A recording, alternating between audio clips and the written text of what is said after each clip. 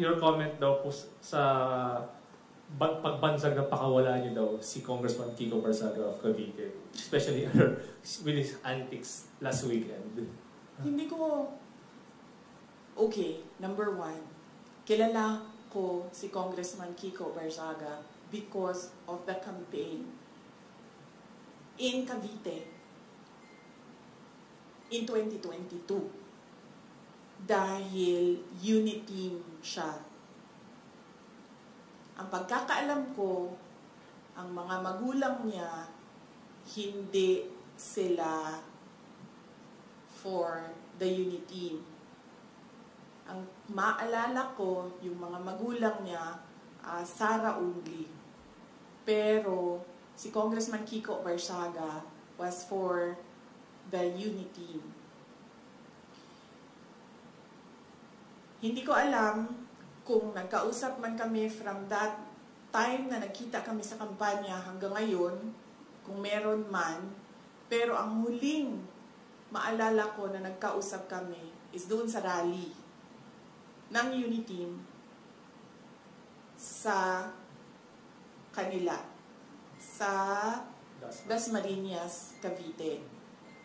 Hindi ko pakawala si Kiko Barsaga. Sa tingin niyo ba, sa personality ni Congressman Kiko Barsaga, isa siyang tao na ma-handle ng kahit sino man? Diba? Nakikita niyo naman yung kanyang independence sa pag-iisip eh. Nakikita niyo din yung kanyang lakas ng loob. Nakikita niyo din yung prinsipyo niya. Ang example ko na lang dito ay, unang-una, yung mga magulang niya, hindi unity yun ha. Si Kiko Barsaga unity. Hindi yan nakikinig sa mga magulang niya, ibig sabihin. Diba? So bakit yan makikinig kay Sara Duterte?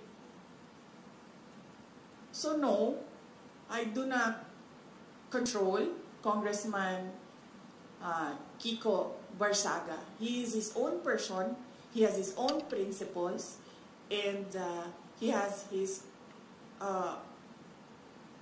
own free will. And there is nothing wrong at all with what he is doing because, as I said, tayong lahat, we are covered by the freedom of speech and expression. Unfortunately, meron tayong administrasyon na hindi nila matanggap na meron talagang mga tao na number one, hindi natatakot, at number two, hindi nabibili ng pera.